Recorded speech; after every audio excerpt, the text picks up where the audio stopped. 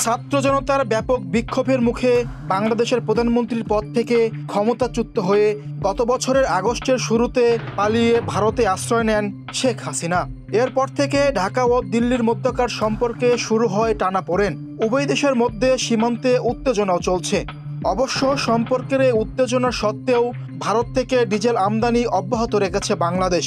সম্প্রতি অনুমোদিত এক সিদ্ধান্তের আলোকে শীঘ্রই ভারত থেকে 1,30,000 মেট্রিক টন ডিজেল আমদানি করবে বাংলাদেশ।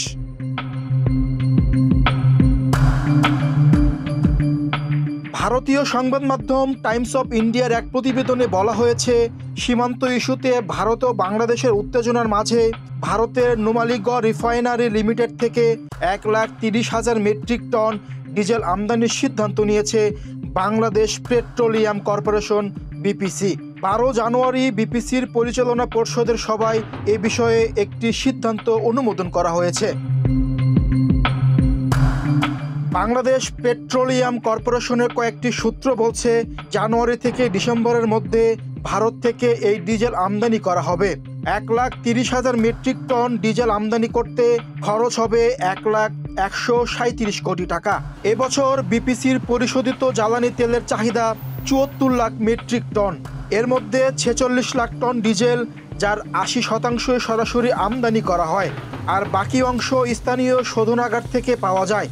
মূলত বিপিসি নিয়মিতভাবে ভারতের নুমালীগড় রিফাইনারি লিমিটেড থেকে পরিশোধিত জ্বালানি তেল আমদানি করে। 2016 সালের জানুয়ারি থেকে এই তেল ট্রেনে করে বাংলাদেশে আসছে। বিপিসি সূত্রে জানা যায়, ভারতের বাহিরে চলতি বছরে জানুয়ারি থেকে জুনের মধ্যে 7টি দেশের 8টি প্রতিষ্ঠান থেকে 14 লাখ টন পরিশোধিত জ্বালানি তেল আমদানি করবে বাংলাদেশ। ভারত, চীন, ইন্দোনেশিয়া, মালয়েশিয়া, থাইল্যান্ড, সংযুক্ত আরব আমিরাত ও ওমান থেকে এই তেল আমদানি করার সিদ্ধান্ত নেওয়া হয়েছে।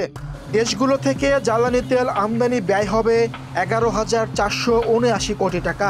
গত বছরের 24 অক্টোবর অর্থনৈতিক বিষয় সংক্রান্ত উপদেষ্টা কমিটির বৈঠকে এ বিষয়ে নীতিগত অনুমোদন দেওয়া হয়।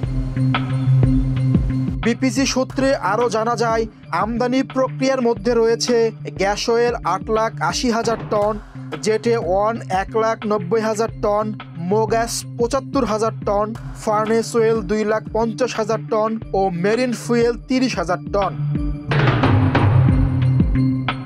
মীর হোসেন সরকার, বাংলাদেশ প্রতিদিন।